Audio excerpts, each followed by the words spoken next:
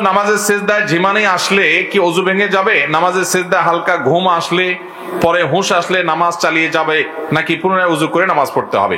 শুধু সিজদায় কেন, অনেক সময় দেখা যায় জুমার দিন বেশি হয়। জুমার দিন মানুষ দেখা যায় বসে বসে ওয়াজ শুনে, লম্বা ওয়াজ খুতবা এটা চলতে চলতে ঝিমাইতে ঝিমাইতে ঘুমাইতে ঘুমাইতে লাফ দিয়া ডানে বামে পড়ে যাওয়ার উপক্রম হয় কি হয় না? অনেকে একেবারে বড় করে পড়েও যায়। তো এরকম নামাজের মধ্যে কিংবা নামাজের বাইরে মসজিদে বসা অবস্থা যদি আপনার ঘুম আসে, তাহলে এই ঘুমের কারণে যদি আপনি পড়ে যান তাহলে ওযু ভেঙে যাবে। ধরুন আপনি বসা ছিলেন, পড়ে গেছেন, সিজদায় ছিলেন, ঘুমে আপনি একদম পড়ে গেছেন। আর যদি ঝিমাইতে ঝিমাইতে আপনি কাত হয়েছেন, এদিকে ঝুলছেন ওদিকে ডুলছেন, তাহলে এর কারণে কি হবে না? ওযু ভাঙবে।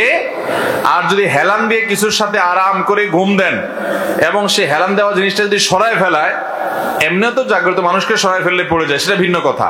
জাগ্রত মানুষ তো কিছুটা টের পেয়ে যায়, কিন্তু ঘুম এত গভীর হয়েছে যেটা সরালে আপনি পড়ে যাবে, তাহলে সেক্ষেত্রে ঘুম ওযু ভঙ্গ হয়ে যাবে এবং যার কারণে নামাজ আপনার পড়তে হবে পুনরায় ওযু করে।